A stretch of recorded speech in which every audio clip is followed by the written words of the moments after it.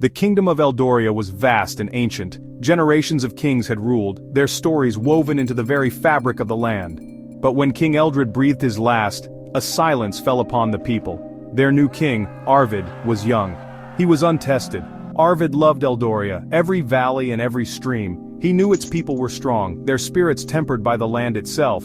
Yet, he couldn't shake the feeling of doubt that clung to him like a shadow. Could he, Arvid, truly lead them? Eldoria's court was a place of whispers. Nobles questioned Arvid's every decision, their doubts echoing in the grand halls. "He is but a boy," they muttered, too inexperienced for the weight of the crown. Arvid felt the pressure like a physical burden.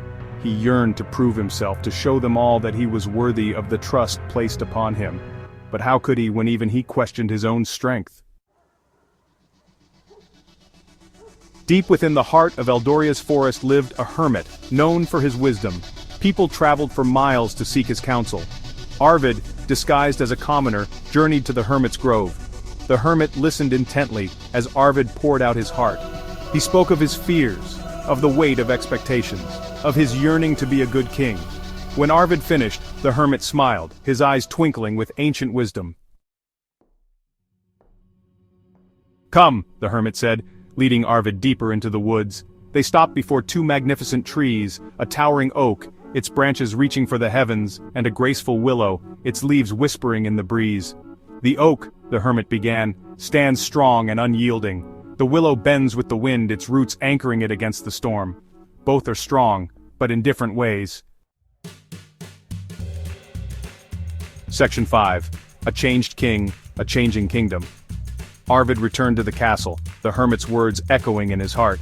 He began to see his perceived weaknesses as strengths. His compassion became a source of unity, his adaptability, a tool for progress.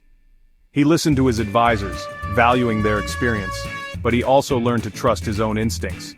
He ruled with fairness and wisdom, always mindful of the needs of his people. Slowly, the whispers of doubt began to fade.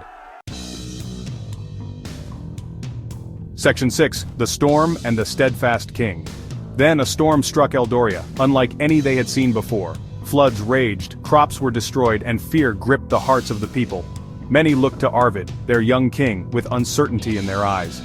Arvid, remembering the hermit's words, stood firm like the oak, a beacon of strength for his people.